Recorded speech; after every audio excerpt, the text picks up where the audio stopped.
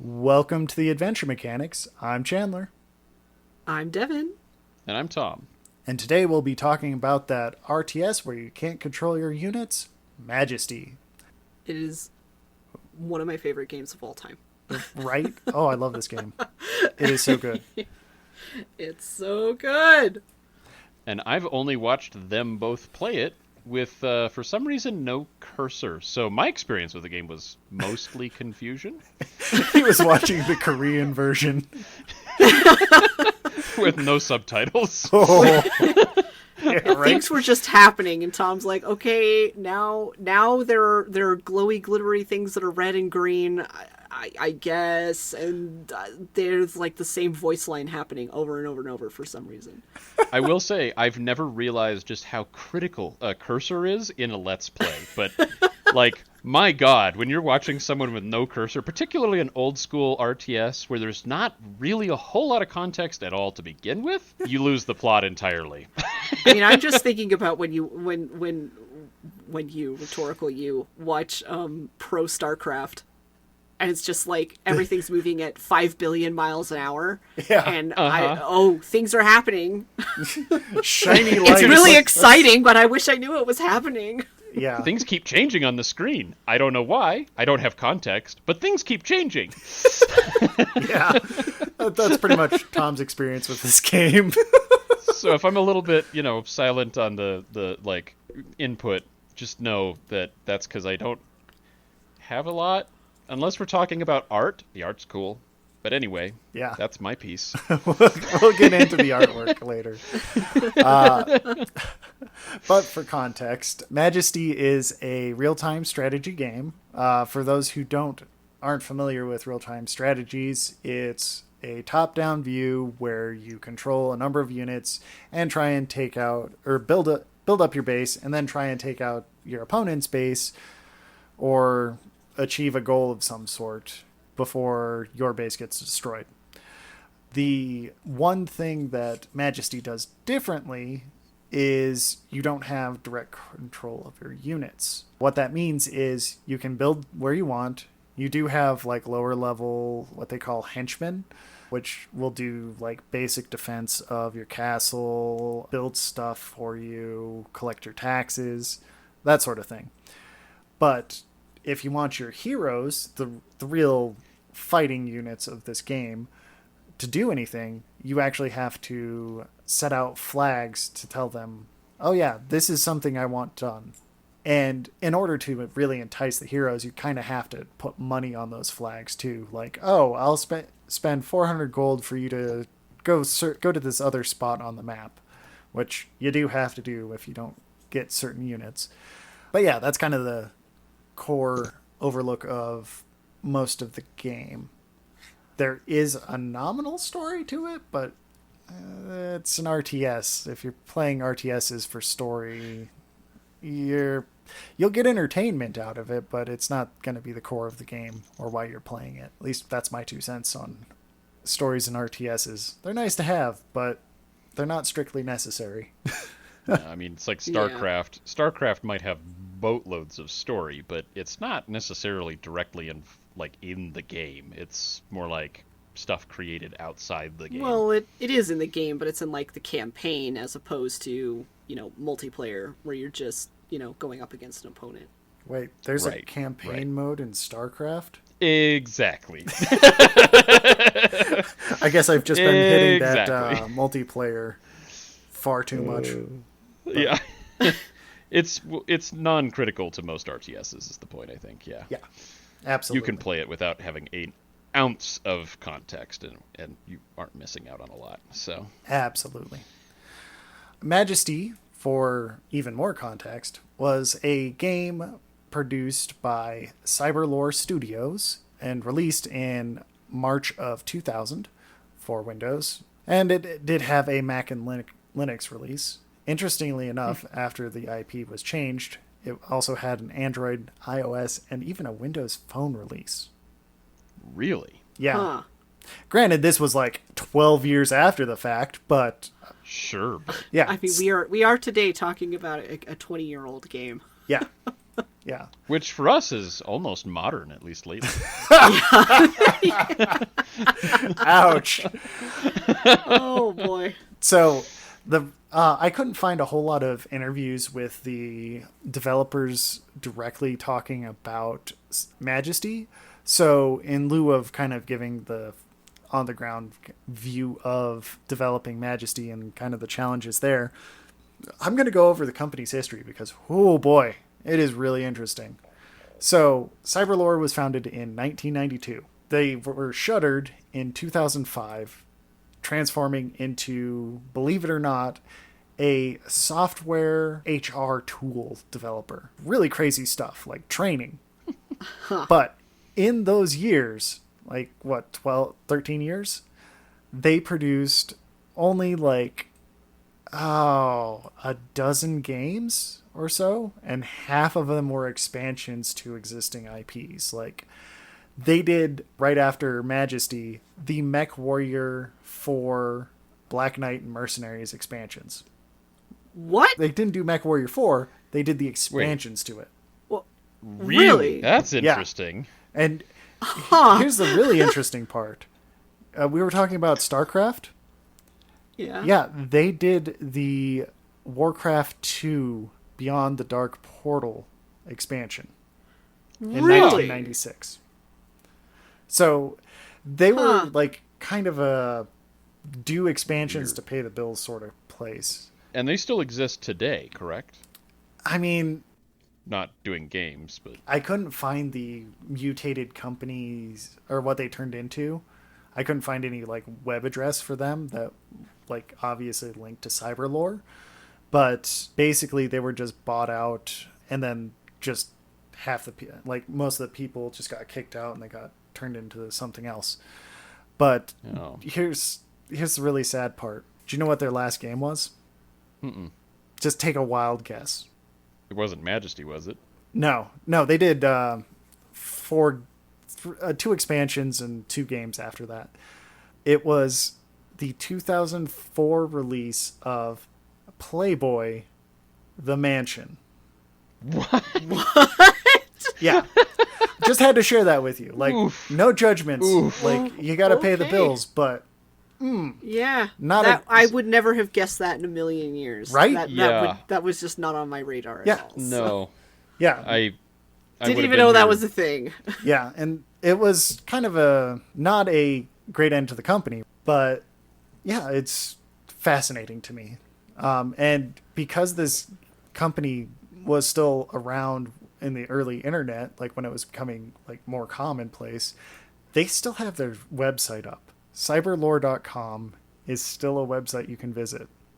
So is Majesty's website. It's majestyquest.com. That's And so fascinating. amazing. It's fascinating to look back in time at like old early 2000s websites. Yeah, they didn't age as well as they could have. Yeah. But anyway, yeah, that's kind of the history of the company. I would be proud of having a company that developed games for 15 or 13 years. So, yeah, Yeah. good on them. Yeah. Like, Absolutely. they get a Especially- done. clap, but not a great end to it. Getting Yeah. Especially with like prestigious games like Majesty, and honestly, even an expansion to Warcraft is pretty cool. Yeah. And then, of course, the incredible prestige of Playboy. Not just Leisure Suit Larry, but like the Playboy. I mean, that's ending on a high note. Yeah, we're not gonna do a Leisure Suit Larry. Sorry. I'm just gonna call that one right now. There's our list of upcoming games that we want to talk about is far too long, and I don't think any of us want to go through a Leisure Suit Larry. No. Let me be very clear. I was not suggesting that. I'm just making that public. More clear. Yeah. If it That's wasn't fair. already clear. Yeah, hard pass. But yeah, so that's kind of the basics of the game and a little bit of history behind it. More fun tidbits than anything. Wait. I have to add to this real quick. I was just poking around the website while we were talking here, and I've got to say, not only is their website still up, their store is currently functional. What? Is it? I didn't even go and check the store. I just assumed that it was down. Oh, It is totally functional. It links to Amazon if you want to get the what do you call it? Like the strategy guide, and it links to Steam if you want to buy the games. It works. The links Wow. are active. That's Oh my amazing. gosh. Someone's actually maintaining it. That's exactly what blows my mind. I'm just like, holy crap. Wow. Okay. Whoever- And it Whoever's still looks maintaining very that 90s. website, I doubt you're listening, but if by some strange chance of fate you were listening to this, thank you for keeping it up and running, because I was looking for lore and I was able to find it on the website. So well done. Thank you. That is so awesome. I'm gonna go out even further. Like, you guys, you get huge props on this, especially that one Paradox intern who is responsible for maintaining the website. You should hire that intern. He's good, or she's good. Yeah. Whatever gender they are are, good. they're good. Yeah. Hire them. I mean, theoretically, this has got to mean that the company does still exist, at least in some form. It means that the current owners of the Majesty IP, Paradox Interactive, are paying the $20 a year it costs to put keep the website running. To keep the website up. That's I mean, awesome. that's peanuts for Paradox. Yeah. But anyway, yeah. How about we talk about the story instead of this fascinating corporate history? Sure. Okay. Yeah, let's do it. So in Majesty, the Fantasy Kingdom sim, you are the sovereign of the Kingdom of Ardania. It is up to your wise counsel and benevolent leadership to guide the kingdom and protect it from all manner of dangers and malefic influences. There isn't a linear story in the game, it's an RTS, but each mission is a kind of episode in the tale of the Sovereign's successes and failures. You must overcome a number of challenges, like breaking curses, rescuing kidnapped princes, and finding artifacts of great power, and clearing the land of dangerous monsters.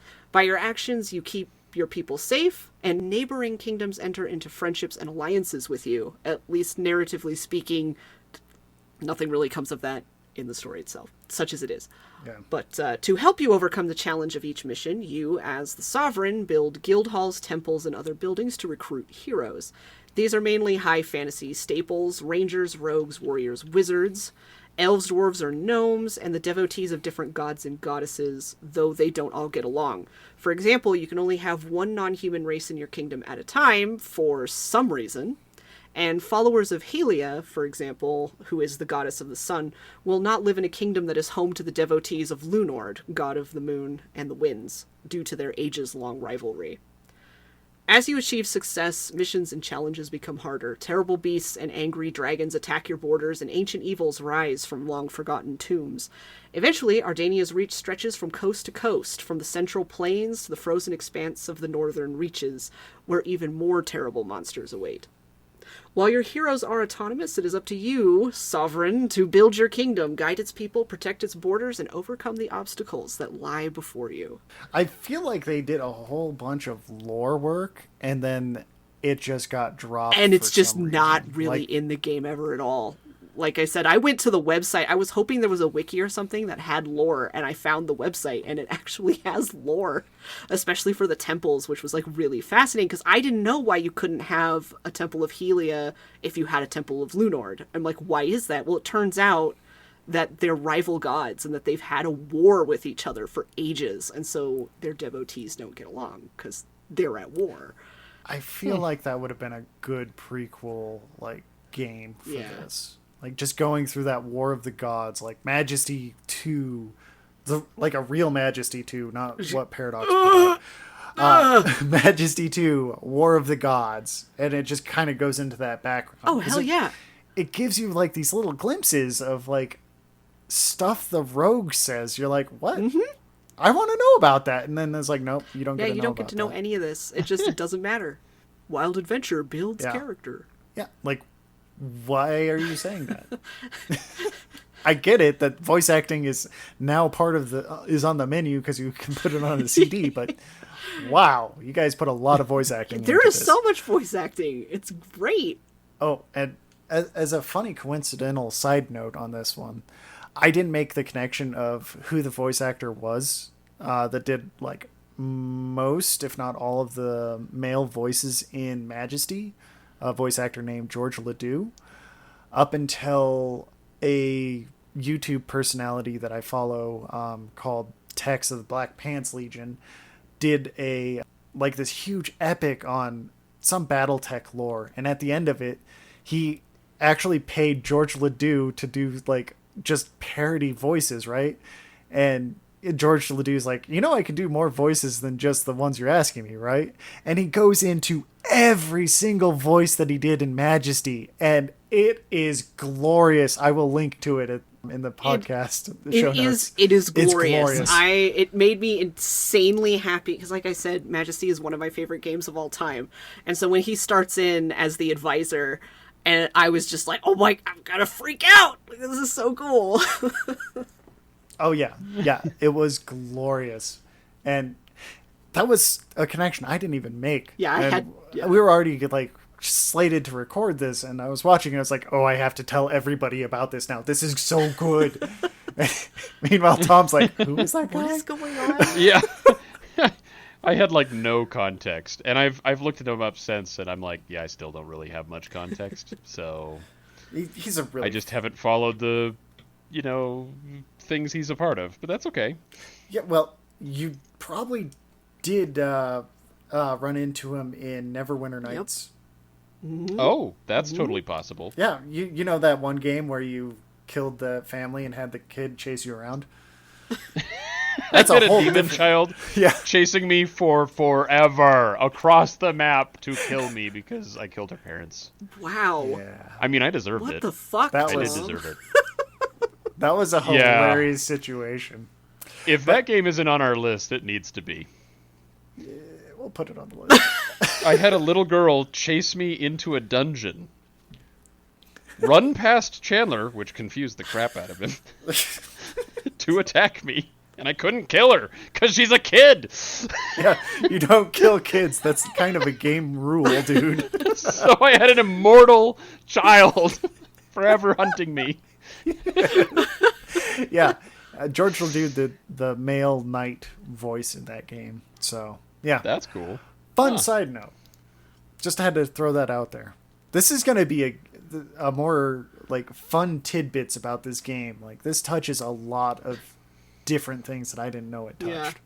But yeah, so that's kind of the little rundown of Majesty, at least in terms of history, story, and kind of how it plays. What are your thoughts on it, Evan? Oh, I love this thing. It is one of my favorite things ever. I have poured so many hours. That said, I am incredibly biased. However, it is just really a joy to play. Just how it's set up.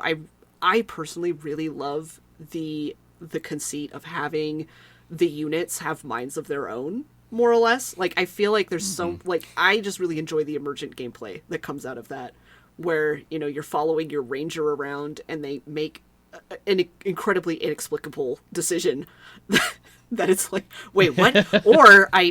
So when I was playing, because I've played this before many times, so I played through a few story missions, and then I mostly was doing like freestyle games and trying to like poke at the limits of the game itself, like in really wacky ways. Like, what happens if you only have warriors and healers? Spoiler alert, not much, but when they actually do something, it's like a power team up, and it's incredible.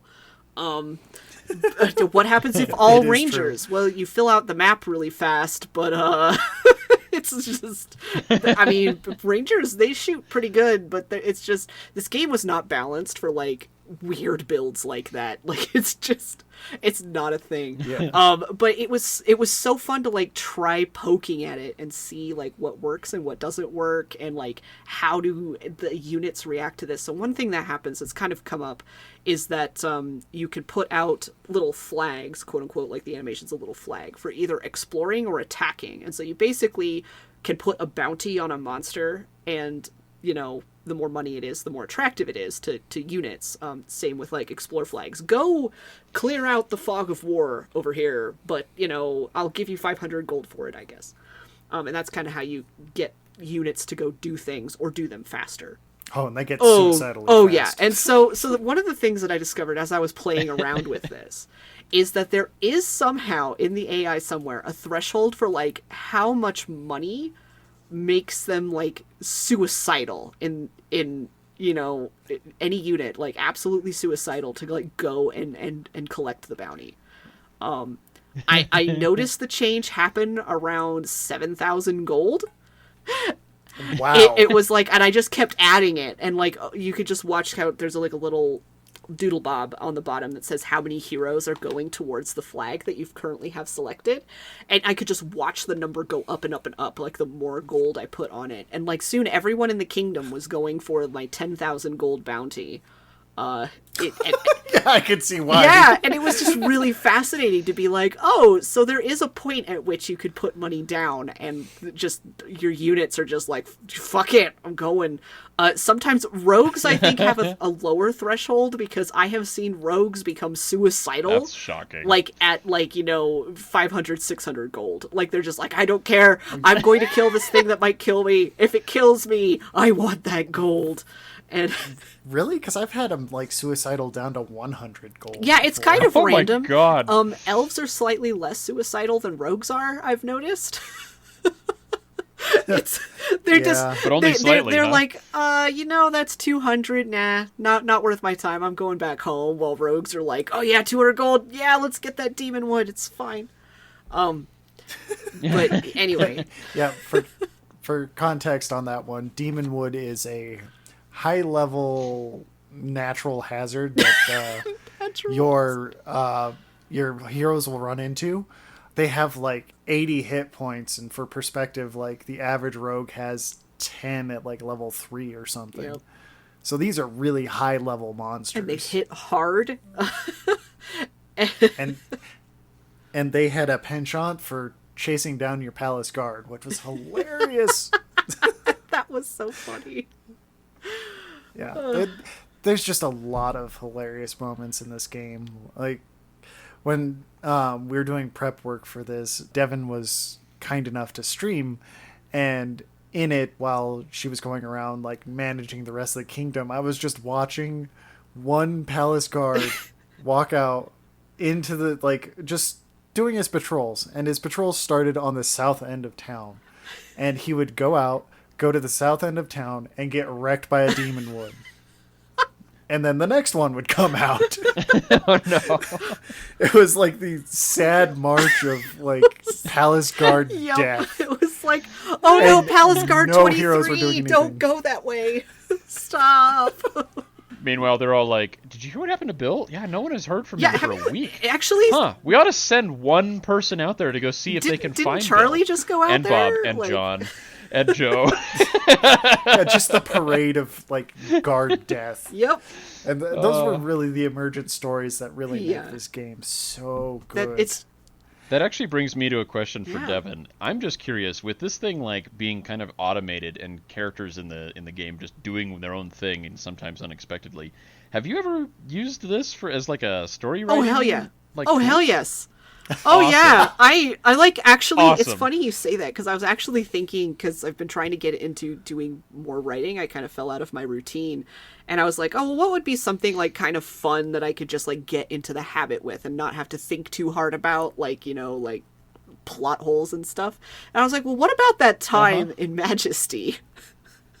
That there was the one warrior went out on his own, and then the next time I checked on him, he was fleeing in terror, but there were 4 healers following him, and they were all like casting blessing and stuff on him, and I was trying to figure out where they found him. Like how like did they just like, because they weren't following him initially, and I was like, you know what? Majesty could come up with some weird prompts, just Yeah. for weird things. Like I did an all rogues and elves build, and that was interesting. Okay. It was, Okay. We need to talk about the elves in this game. oh boy. Because they are not Tolkien Yeah, elves. they are not your In the typical high slightest. fantasy elves at all. They're amazing. Oh, they're so very good. much more like, folklore elves, like in like fairy court stuff. They're kind of tricksters. They they're very like in the lore, like they're very like they love elegance and they love rich things and they like to be comfortable and they're very stylish and it's quite wonderful and they're some of the best archers in the world, but they just couldn't give a fuck about most anything that happens. Like, they are complete slackers. Right? Like, the only time that they'll really defend, like, your city, well, sometimes. I mean, it depends on what's going on and how high level they are, because sometimes I think they're just like, oh, that, shoot it with a bow. Like, they'll, like, run away into their house, and then their house is being attacked, and that's, like, the only time that they'll, like, attack back sometimes, especially at low level. And it's really interesting. But yeah, they're like not like your typical like, you know, high fantasy super wise like elves. Like if you have a rogues guild, like they make a pact together, the rogues and the elves. They're like, okay, guess what? We're gonna go in together with a gambling hall. Gambling everywhere. Yeah. Like, picture it. Casinos all on the north side of town. It's going to be amazing. And then every other building will also be an elven lounge, because they have to have elven lounges because that's like a thing that makes elves happy, apparently. And in my headcanon, my headcanon for that is that lounge is code word for a house of pleasure. I don't see that as a really big No, it's stretch, definitely to be not. honest. It's just sort of like, you just read between the lines. And so it's like, okay, so you just imagine these elves like, okay, we're going to have gambling, we're going to have casinos and brothels every other door. Like, it's going to be awesome. And guess what? The king can't collect taxes on it. Oh, that's the part that I can't stand. It's so funny. I love rogues. But yeah, I'm definitely not a fan of elves in this game. They're great characters. I love them. They're just really colorful and interesting. Though, I mean, you know, gnomes are best boys and girls. Best people. Hashtag best race. Best people are the gnomes. They are just so charming, and they go and build things, and it's really great if you happen to be on a map that has like swarms of goblins that just like attack literally everything. You can kind of keep up with the damage a little bit if you have gnomes. Yeah, but so gnomes have this instead of being like hobbits or anything like that, they're voice acted like they're children. Yeah, and they kind of come from a hovel looking it looks thing, like a little kind of like a little shack. Like a cardboard fort or something. So you have these, and they're great builders. That's the reason why I'm on Team Gnome, because they're amazing. But on the harder levels, like, this game has some balancing issues on the like levels too, because like a beginner is like you could be doing it with like half a brain. Yep. Advanced gets a little challenging, and then expert is just like you're just gonna have to you're just gonna have to find the one way we made this level beatable. Otherwise you cheat. You know, yeah. And then there's Master. Yeah. The Northern expansion had like I think two levels that are Master difficulty, which are just basically nigh impossible. Like, I was not able to beat those legitimately ever. I have tried multiple times. I can't do it legitimately. I'm not even sure how you're supposed to. Yeah, gotta love old school hard. You know. Yeah, these are definitely old school hard games. But going back to what I was saying, like the gnomes, because they have a children's voice, and sometimes on the harder difficulties, your town gets bum rushed immediately. You just hear, "But I'm just a gnome," and it is the saddest cavalcade of death. Like, you're just like, I feel terrible for recruiting those people, but I need my buildings to stay up. Yeah, I love that when, like, you know, your town's getting attacked and you're trying to recruit heroes because they're just dying. And then you just, like, you watch, like, a rogue, like, he spawns because he's been hired. And then he, like, shoots at the bad guy and then gets one shot and is like, "Leave my gold alone." And you're just like, oh no. You haven't even been alive long enough. As his new like guildmate like spawns right on top of his corpse, more or less. It's like, oh no. Oh no, I'm so sorry, everyone. I'm so sorry. Yeah, you get, like, because you don't have direct control, you feel even more responsible for death in this game. And I think that's interesting. Like the real part that gets to me, like, when I play, I do a fair amount of freestyle too, but I never go up past a certain point because the game just like it has like an exponential difficulty modifier. It's not like, oh, it's easy, easy, impossible, impossible. That's the balance. Then, yeah, after like that point, it's just you're gonna watch these people die, and it's kind of takes an emotional toll, which is funny because you just like got these people, but it's a real credit to like the voice acting and the characterization that each of these people have or each of the heroes that you can recruit have. Yep. I agree. I start to feel really bad if, something happens and then a whole bunch of my heroes are dying at the same time. It's like, oh, no. Which is why it's good to have, like, one, like, either the Temple of Crypta or the Temple to Agrila, because at the 3rd level you get a resurrect spell. And you can resurrect your dudes. And you're like, I'm so sorry that troll killed you. I know you're like level 8. I'm so sorry. Here, I'll resurrect you. Go take a nap. Unless you're a wizard. Yeah, unless you're a wizard. Unless you're a wizard. God. Wizards are so funny because they're so weak for so long. And then they suddenly become, like, almost unbeatable. Like, especially if you have a library where they can go learn different spells, like that meteor spell. Holy shit. But before that point, like, you spend 500 gold to get a wizard, and they basically walk out their door and die. Like... Yeah, like, that's a huge balance problem. Like, there's almost no reason to build a wizard's guild in this game. Except for spells. Unless you want to play with spells for gold. Lightning Storm is very helpful in some situations. That's a broken spell. I love that spell. Like, it is very broken. It's OP. For full disclosure, I've never played this game on multiplayer. Neither have I. And I feel like it would be ungodly painful to play against somebody who's like really into this game. I've never played multiplayer either, and I imagine it would be yikes against someone who really knows what they're doing. Yeah, like, ugh. And I feel like that's probably one of the weak points in this game. Because, like, an RTS, the fun is multiplayer, or against AI. You and your buddy against an AI opponent or something like that. And yeah, this game can accommodate it, but it has such problems with balancing that it's like, oh, I don't know. Am I going to be the person that cheeses gnomes and then just rushes? Is that even a strategy? Like, I don't know. I don't know what the right thing is. I spend more than I'm getting money back, but then in the late game, I'm making so much money, I don't know what to do with it.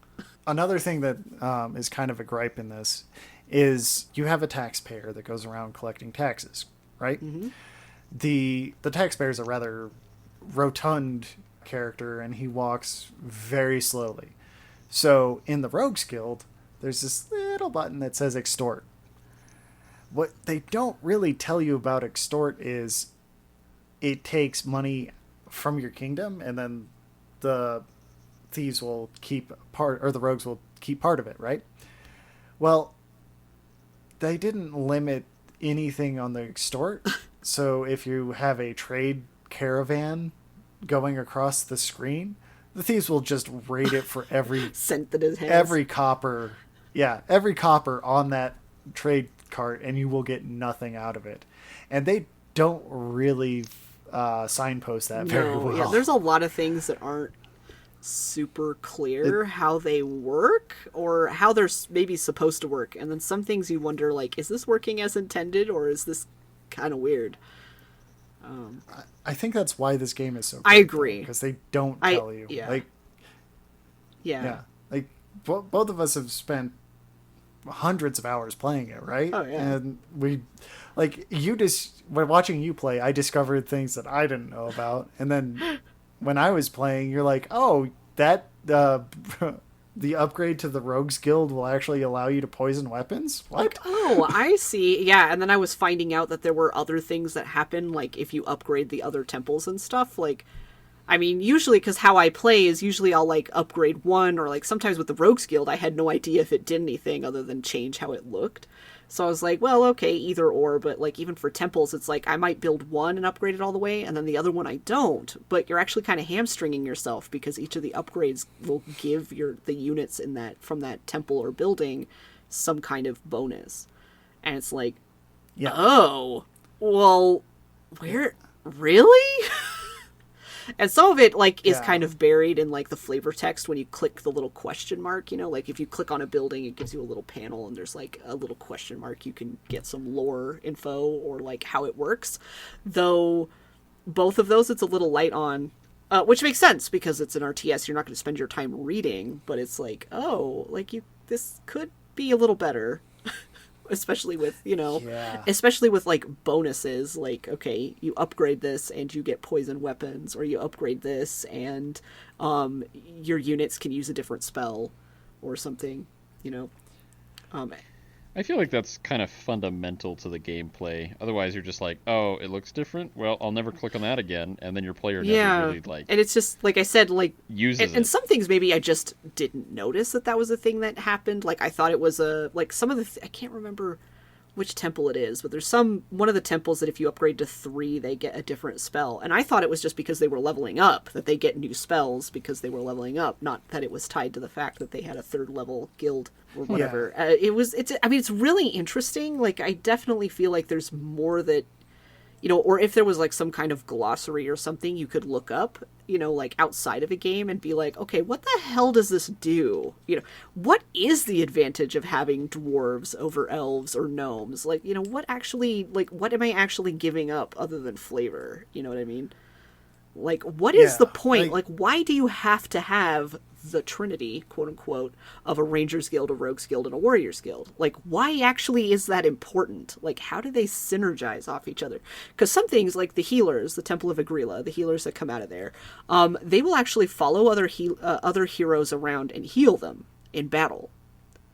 And, like, that's a synergy that, like, makes sense. You can see it happen. But, like, there's other things where it's like, well, if you build a Temple of Crypta, you can build a Temple of Fervus. And why wouldn't you do that? Other than flavor. Like, does it actually confer a benefit? Like, is the reason you can build these two together because, not only because their gods don't argue with each other, like they're friendly or whatever, but, like, you know, why actually is that? Why is Helia okay with the followers of Crypta and the followers of Fervus? You know, too many... And they're kind of wolf-like. Yeah, they are followers. kind of... They've got, like, the wolf thing in their temple and everything, and they do shape-shifting. You know, it makes sense. But, you know, it's like, well, why does this work the way that it does? Like, what's the advantage? Like, when I was doing the crazy builds, I thought that it wouldn't really matter, like, in the freestyle games. Like, it's like, okay, let's just go... Doros Paladins Healers. Like, that's it. Let's see what happens. And it doesn't work very well. And it's like, but why doesn't it work very well? Like, you know... I have healers, but I don't really want Doros because the monks seem kind of useless. I still don't understand what the monks do. They just die really easy and don't do much. But the paladins you get from having a Temple of Doros are like OP as fuck. Like, and they're proactive. They go out and they take care of shit, man. Like, it's really useful. Oh, those paladins will hunt down things like crazy. Oh, they will cross the map to kill something. Yeah, like they hold grudges like dwarves from fucking Warhammer will. It's impressive. It's really impressive. But like, and just from playing, and I'm not the most in tune to this, so I don't know if Chandler, you have any ideas from your experience with the game. But like, I still can't figure out like why, like what is the reason here? Like what is actually happening behind the screen other than, well, I know that if I do this, it works, and I know if I do this other thing, it doesn't work. So this game kind of has a, like, joy of discovery problem. Like, the physical release had the book in it, and I feel like if you had the book with you, it would make a heck of a lot more sense. Because you'd look it up and get the lore, but without the lore in it, the joy of discovery kind of gets muddled. Yeah. Because, like, it is fun to experiment with, like, some of the different temples. Like, if you wanted Agrela and Crypta, those won't work. Yep. But they do kind of signpost that with life and death, but not immediately. So I feel like the main problem in terms of tempering that joy of discovery is mostly because the signposting isn't there. Honestly, I feel like if the signposting was a lot better, it would be a lot more approachable.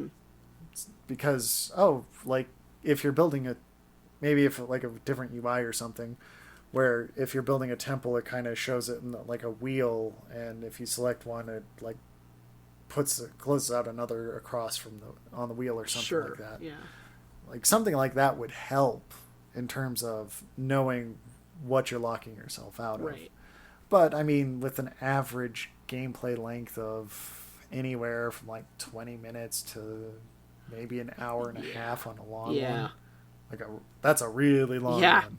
Yeah, that's one of those expert missions or the master missions. The penalty for like experimenting is kind of low. Yeah. So I'm kind of okay with it, like not signposting everything, but it would be nice to have more of those shorthands. Yeah. There's not really any good reason why they wouldn't either that I can think of. Well, there is a good reason. The last game that they did was 2 years before this. Like, they had to release this in 2 years. Oh, okay, I gotcha. Yeah. And unless you've heard of Deadlock 2 Shrine Wars... Nope. Yeah, I'm pretty sure that wasn't exactly a hot seller. Just throwing that out there. I don't even recognize that title. Yeah, neither do I. And RTSs are one of my favorite genres, so I certainly hope that I would be more familiar with it. But yeah, so I feel like a lot of the issues that we're kind of pointing at are, if not symptomatic, but hint at, like, them just running out of runway to finish the game that they had. Yeah. Like, they had the bones there, but they didn't get to the next point because they ran into funding issues or something like that. Yeah.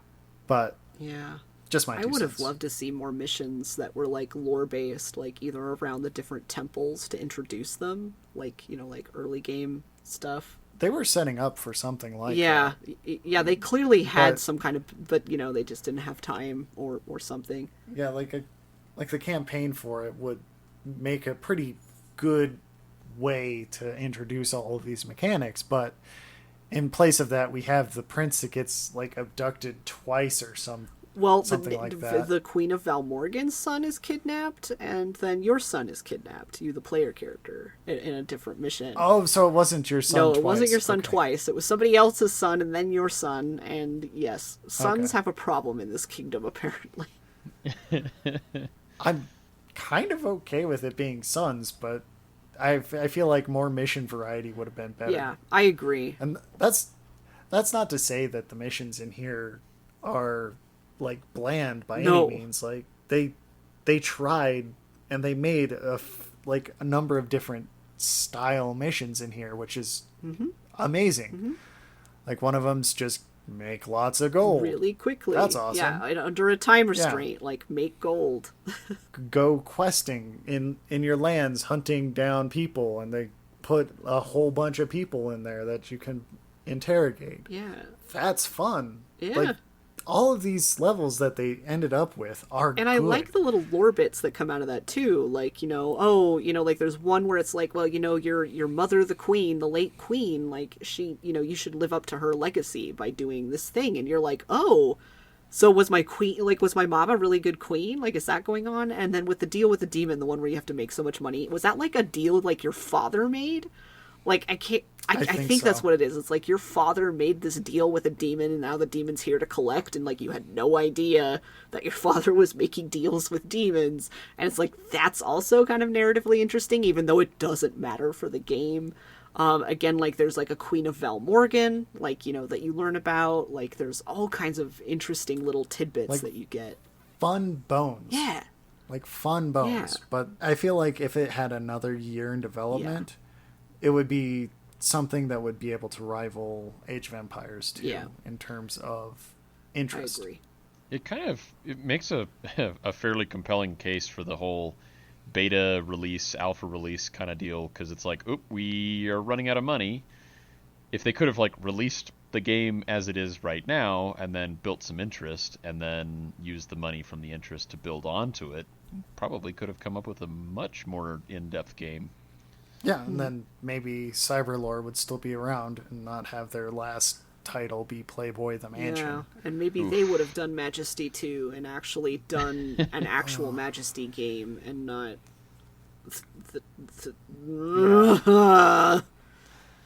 Majesty 2 was a disappointment. it's just so... it offends me. It gives me conniptions. Tell me how you really I hate feel. it. Right? So, kind of building off of what Tom suggested last time, what do you think would be an interesting way to like take Majesty and kind of rework it into something that it could have been? I mean, first and foremost, adding another year to its development cycle would have been amazing. Yeah. But I feel like that's a reality that couldn't have been achieved. Yeah. Well, I mean, we're all just kind of like, speculating here anyway, but I think, mainly just if they'd had more time, to really build on it. And perhaps we would have seen some of those, little fixes, little tweaks, like, signposting better, like how things work together. And perhaps even a why they work together that way, lore-wise, I feel like if they spent 6 months reworking the campaigns, because it only came with, 12 campaign levels? Yes. Or, something. I mean, it wasn't very many. Yeah, it really wasn't very many. If it had a campaign, like a tutorial campaign, where it introduced all of the temples and nothing else, it would have been a lot better received in my mind. Well, I think just kind of expanding that tutorial, like you said, and then also like integrating it with the lore, kind of like you're saying, just giving more explanation for why things work, like have players use these things to see how they work, and then also have some cool flavor where it's like, oh well, we're doing a Chrome mission because pick a reason. It could even be like a Conan the Barbarian reference, because the Temple of Chrome is a Conan the Barbarian reference. Oh, the Temple of Chrome. Oh boy, yeah. I love that. Or place. why should you even have monks in your your kingdom, right? Like why should you do that? Because here's their level to shine. Yeah, exactly. It's like, show what they're good at. And then after that point, after you've done the tutorial and you see how the game works and you understand how all the different things work, then you get to go out into these missions, like, get rid of all the goblins from the land so that we can actually, like, not have our castle burned down every 2 days. Or, there are minotaurs. There's so many minotaurs. Just minotaurs everywhere. Or, hey, there's this really cool artifact we need to get so that you don't die, Your Majesty. And then you get to, and then by that point you kind of understand, like, you might have like your own like build style in mind, like I want to do this build every single time, but maybe you come across a mission, like maybe say the ancient artifact mission, that you realize, well, I always go this way, but I think I actually need to build this other thing instead and use that because of XYZ ability, and not just like, make a wizard's tower and then build a big wizard tower fence around your kingdom and then just turn them all on to like attack things. You could be really cheesy with it, which I wouldn't say take out the cheese, but the cheese is what makes it interesting. The cheese is absolutely what makes it interesting and fun and gets you some like weird emergent gameplay stuff. But for some things it's like, well, what is actually the problem to solve in this level, as opposed to I just need more money so that I can just recruit more people. You know what I mean? Like what people? Yeah. Like what people do I need to recruit that would actually help? Because sometimes that's not clear either. If there's like a best build for a certain level. I'm kind of okay with it being ambiguous, though. Like, yeah, I'm fine with the ambiguity. I don't necessarily want them to like say this is the best build for it, but like as you're playing, for example, with some of these expert missions, they're so hard. Like the difficulty curve is so hard. But like maybe there could be like missions where like, some of them like have some signposting that indicate to you Like, maybe you should build, like, maybe you should level into, like, you know, having paladins instead of, you know, this other thing that you normally do where you wouldn't have paladins, right? Like, or maybe you should really get a Lunord temple because you really want heroes that are in your city protecting it from the forces attacking it, you know, which you can figure that out, like, trial and error, but I guess I would like to see a little bit more, like, as far as, like, campaign missions, just a little bit more organic, a little signposting, like, you get into it and you realize, oh, I really need to build this temple, but I've screwed myself because I built these other temples, right? Like, maybe have, like, somehow, in not a hand-holdy way, and I'm not a game designer, so I don't know what that would look like, but, you know, something to indicate that, you know, there is maybe a better build than other builds for certain levels in the campaign. That, of course, wouldn't matter if you were doing a freestyle or a multiplayer. Though it would matter a little bit because, like, StarCraft, it's like, okay, so here you have your builds, and what builds counter other builds, you know? Which is another thing that isn't very clear. Like, you know, what things counter other things? Well, I know skeletons counter rangers really well, but that's just because I made a graveyard of rangers because the skeleton's popping out of my other graveyard. Yep. Oh, man, that's kind of self-defeating, isn't it? Yeah. I really shouldn't have built that ranger camp right next to the graveyard. Lessons were learned, but sad. Yeah, I feel like to kind of address a lot of the issues that we're talking about, a decently crafted campaign showcasing each of the temples and why you would want, for instance, your warriors to be tied with your wizards. Yeah. That would be a good campaign mission. Yeah. But showing what can, like, really support wizards so they just don't walk out their door and die would be amazing. Because how many times have you heard, I'm melting? Yeah. All the time. What's that sound? A lot. I've heard it a lot. Yeah, I feel like anybody who's played Majesty or will play Majesty will get very familiar with the wizard dying sound. Yep. Especially when you realize where it's like the little text will pop up in the corner, like, you know, wizard, like, recruited : wizard. And then a second later you hear, I'm melting. And then it says, died : wizard. Yep. And then you look and it's just a giant rat. Yep. We're camping right in front of your right wizard in front of the tower. wizard tower, where you're like, well, I can't recruit any wizards because they'll just walk out the door and die. Like, they could just run away, but they don't.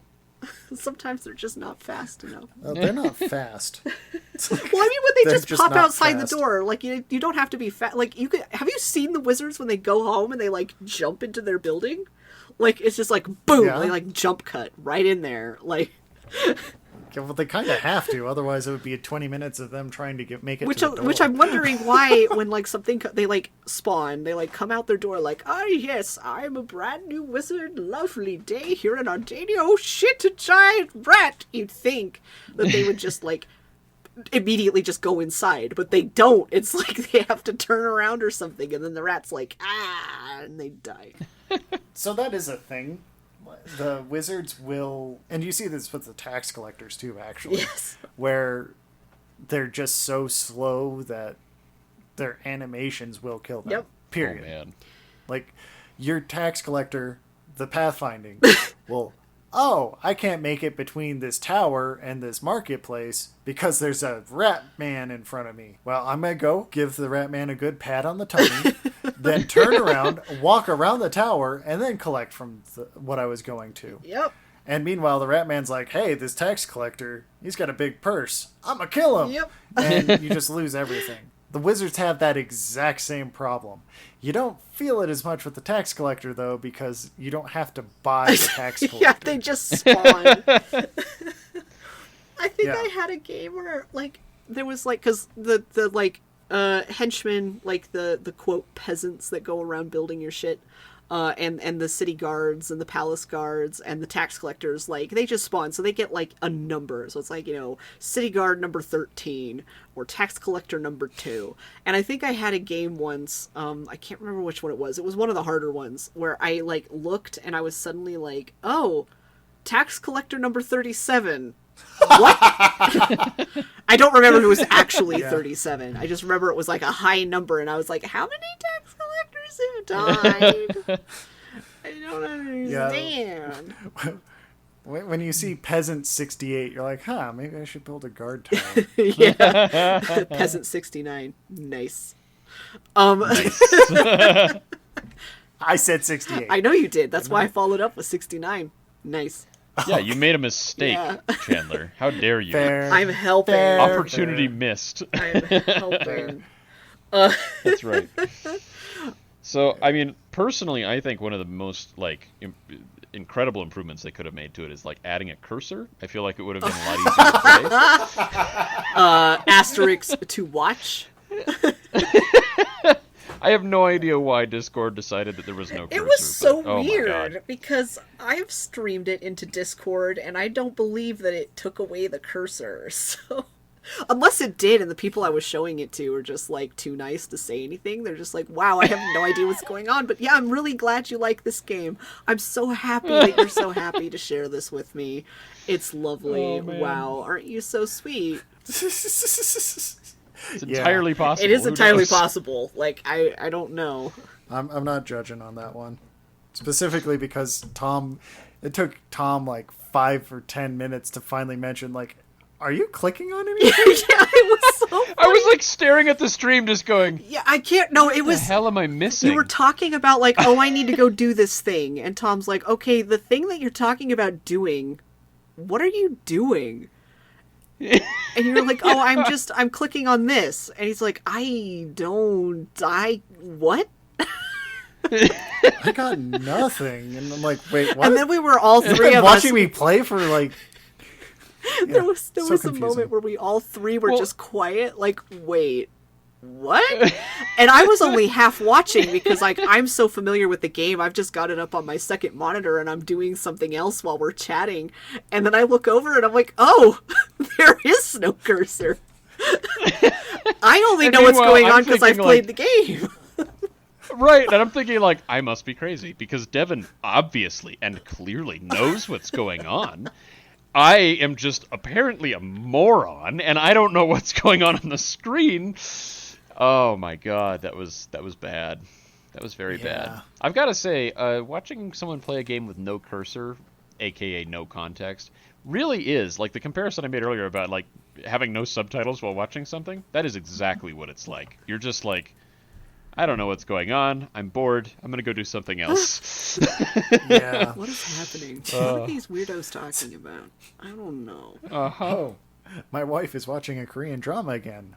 I will get nothing out of this situation. Walking out. I'm going to go watch this paint dry. I feel like I should be doing something productive instead of staring blankly at the screen. At least I have context for the paint drying. Yeah. Yeah, that was bad. Yeah, it's all good, you know? But I can tell, I mean, the concept of it is incredibly cool. I will say, I really like the idea of not being able to control your minions, because there's kind of a realism element to it, where it's like, you can ask, but no king really has actual control over anybody. They're just kind of like, hey, go do the thing. And people are like, you know, they either listen or they don't. And that's compelling. That's cool. I'd like to see a modern non-Majesty 2 version of this game. I feel like we've corrupted you on the Majesty 2 thing, but you just go play it. It's a disappointment. I mean, I don't even feel like I needed to. I kind of like just, when I was playing around with the store on the original Majesty, I clicked on the links that take you to the Steam page, and if you click on the Majesty page, it's like very positive. Everyone loves it. And if you read the comments, they're all like glowing comments about all the nostalgia and love for this game. And then you go to Majesty 2 and there's like one guy that's like, I loved Majesty 1 and this is a great sequel. And everyone else is like, no. Like, this is awful. Like one guy I think was like saying like, Majesty is my favorite game in the whole world, and Majesty 2 is so terrible it's not even a game, don't play it. And I was like, wow, okay, there you go. That's a strong review. Yeah. Yeah, that seems a little fanboyish, but No, it's accurate. Yeah, I Yeah. did It's try a- Majesty 2, and I tried to give it a fair shake, but I think I only played for about 20 minutes. It I got looks through one worse. mission. It just doesn't have the charm to it, and then they changed a lot of the systems, and it's just Well, they don't. it was done by Paradox and not Yeah, Cyberlore. yeah, and I think And it shows. yeah, it really shows. And like one thing is like, you know, you'll recruit heroes, but they literally don't do anything. They don't even walk around or anything. They just stay in their hovel until you know, put out an explore flag or something. And even then it's not super clear like how things are working or what you're supposed to do. And like the thing that really Man. off-put me was it just looked so bad, and all of the buildings looked the same, and it was just like there's just no personality here at all. It just, ugh. It looked like Paradox tried to do Warcraft 3. Yeah, that's a pretty good. Yeah, it's like, you know, yeah, just like a let's do Warcraft 3, but not, and really badly. Without the style. And screw up, like, you know, what made the original Majesty game so charming and wonderful. But that's my opinion on Majesty 2. And if there are people out there who genuinely like Majesty 2, I would be interested to hear what you like about it. Like, what makes it good for you, like, to you. Like, I'm really curious, because Is it just because it's the first game like that you ever played and you've got those rosy-colored nostalgia glasses on? I don't know. Don't go back and play it. You'll disappoint Yeah. yourself. Yeah. Like, play Majesty 1, then play Majesty 2, and then if you still have those feelings for Majesty 2, absolutely let us know. Yeah. Because I'm interested too, and I don't have the nostalgia glasses for Majesty, because I only started playing it like maybe 3 years ago. But after playing Majesty, I was like, oh, well, there's some room for improvement. I want to know what Majesty 2 was like. And since I bought them together, Oh, I was boy. like, oh, well, I'm just going to install Majesty 2. One mission later, uninstalling Majesty Yep. 2, going back to Majesty Go 1. back to Majesty 1. Yep. Lessons were I learned. played First Majesty like way back when it came out in 2000, so, you know. Again, I declare my bias. I love it. I do have the nostalgia. I do see where it's really weak, but I don't know. It's just still fun as well for me. Yeah. It's a great game with a great soundtrack. Oh my gosh. Amazing 2D art. Yes, the 2D art is amazing. It The is- soundtrack is it is very phenomenal. I love the music so much. I want my ringtone to be the And music. because Cyberlore kind of went defunct, I'm pretty sure all of the Majesty like sound effects are just in wave format on their website. Did you Even not? their music. I think when we were streaming, did you not realize that the music files are just in the game and unlocked and available in the program files? Well, they are, but I'm just saying, like, even if you don't have the game, it's just It's on, on the their website, website, too. yeah. It's all Oh, there. You okay. can just go get it, and I'm like, sweet, excellent. It's mine now. Like, 2 thumbs up for Cyberlore for doing Yeah. that. Their music is well worth Yes. keeping, even if you don't end up playing Majesty. Mm-hmm. If you want something lighthearted for your D&D session, use this music. It's really It is good. glorious. It's so good. That's actually a really good idea. Yeah, like they put like the way they made it work, it works really well. And especially with like D&D, you're going to get repetition cuz nobody's going to play a game in like 5 minutes of D&D. You're going to be doing it for like a couple hours at least. This music will actually play on repeat very nicely. Yes. That's awesome. But yeah, like glorious, like don't get me wrong, this game could use improvement. And I think doing nothing more than just the campaign would make the game a hell of a lot better. Just a signpost. Now we need a bunch of really dedicated Majesty fans to go through and take. I'm assuming it's at this point it's like, you know, what do you call it? Is it deadware or whatever? Where it's No, it was released in HD format after Paradox bought it. And the oh, that's Paradox right. Paradox owns it. Yeah, Paradox owns it, and they added a mod friendly portion to it. So I would not be surprised if there were mods that change the campaign around to signpost. But that That's is cool. beyond the purview of this review. Indeed, indeed. However, probably worth exploring. Yes, if you really like this game and can't get enough of it, I'm right there with Uh-huh. you, for one.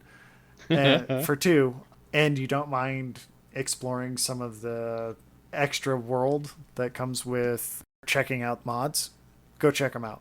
If they're still alive, oh, yes, check them out. There's extra maps, all that. It's worth checking out. Like, Yeah. we may sound like we're shitting on it, but we are not. This is one of my favorite games because of the little thing they did, which was take the RTS genre, which by this point in time was starting to get stale in 2000, and change it so you don't have control over your units. That's all they did. And it is glorious. Straight up glorious. Now, could this work as a new release today? Maybe, maybe not. Mostly because I think the RTS genre is dead. Like, for the most part. No Yeah, I mean- AAA genres, or no AAA companies can touch it. The king is dead. Long live the king. Yeah. Yeah. I mean, I feel guess there's like- been what new now. The new Command and Conquer is just the old one, isn't it? Yeah. It's a rehash of the old one. Which same as StarCraft. No, you're kind of right. Yeah, like there hasn't been a whole lot of innovation in the RTS space from what I've seen. Well, unfortunately, someone had to go and make StarCraft, and that pretty well tipped that iceberg. How do you beat it? I hope this is a stale spot in the RTS world, and I hope that in like the next couple of years, I'll look back on this podcast and just be like, "Oh, that was cute. They thought the genre was dead." I don't think that's going to happen. It has like some kind of miraculous revival. Yeah. Yeah. I hope this gets the adventure game revival that it so much deserves. If you are interested in Majesty, absolutely pick it up. 100% recommendation for Yeah. me. And I don't typically recommend the games that we Yeah, play. I know. Or you recommend them with caveats. And here, no, just Yeah. just pick this game up. It goes on It's- sale a lot, and it runs fine. At least for me, it runs fine on my modern system. So yeah, there's just no reason not to give it a try if it sounds interesting to you. And even if it gives you conniptions about DirectX, it's still worth going through and fixing what's going on with it and trying it out. Like, that little bit of heartache is worth it to get a play at this game. It's that good. But anyway, now that we've sang the high praises of this game, do you guys have any other thoughts about it? I've basically said my piece. I love this thing. It's so good. Please play it. Just, I don't know. And if you have fun, emergent storytelling things that happen, like, let us know what they are. Yes. Oh, I have to share the one that okay, so there's a mausoleum in the game where you can start a game if you're doing freestyle with a mausoleum that has high level heroes. And I didn't really understand how the mausoleum worked, so I was just like, cool, heroes, I'll just resurrect them all. And sometimes they just disappear. It seems like you should have like a home for them to go to, but that the disappearing wasn't as interesting. So in the first one I did, and then I tried it again and it happened again. But the first one I did, there was a follower of Lunord in there, like level 14. And I resurrected him, and he went immediately to the inn. And when you click on the inn and like other buildings that people can go into, you could see who's there and what they're doing. Like if they're resting or having a good time or buying health potions or something. And so I click on the inn and I look, and it says that, what was his name? Like Lucius, like Duskrider or something. Lucius Duskrider is sulking. And he just did that the whole game. Like, he just was in the inn the whole time, sulking. Every time I looked, he was still sulking. Until I built a Temple of Lunord, and then he came out and was fine. And went and bought health potions and started patrolling the town. And it was the strangest thing. And then in another game, I did the same thing, wanting to see if it would happen again. And I resurrected another follower of Lunord. And he ran straight into a gazebo. and started sulking and just stayed there sulking.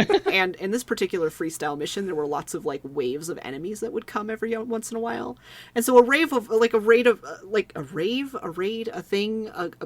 wave, whatever the hell they are, a group of ratmen came and attacked, and one of them was attacking the gazebo.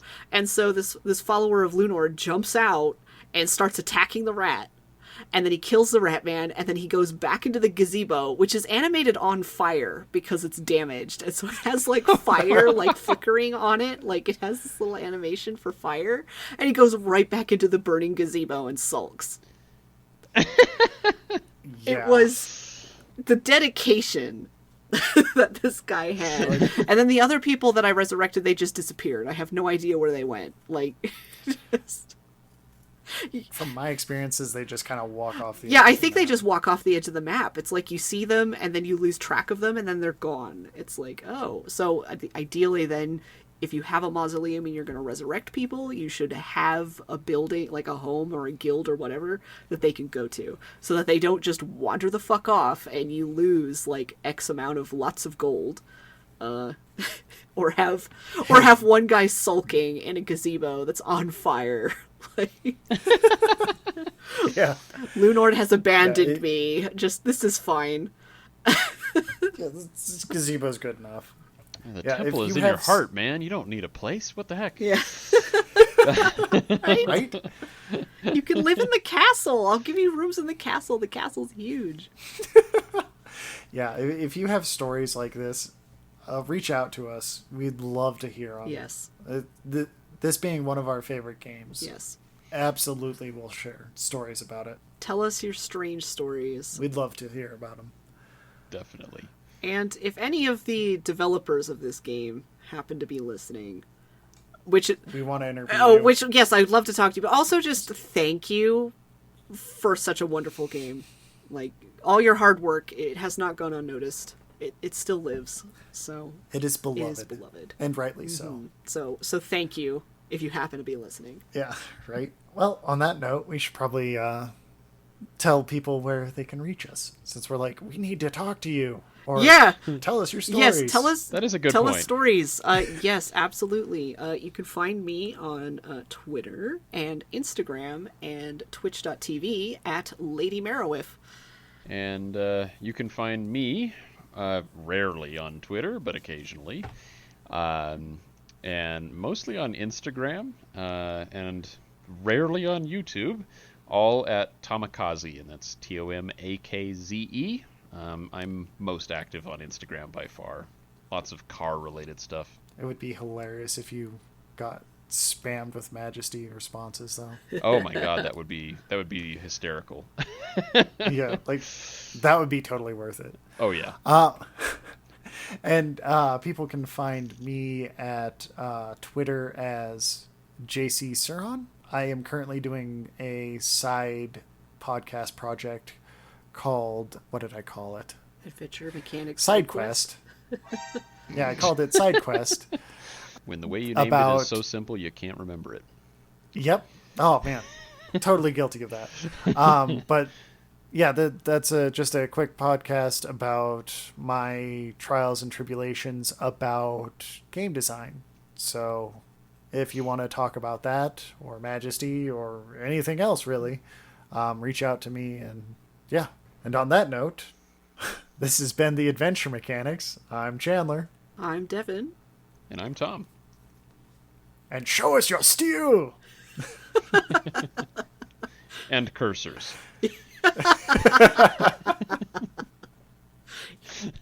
You won't get my gold. We will talk to you guys later. But I'm just a gnome.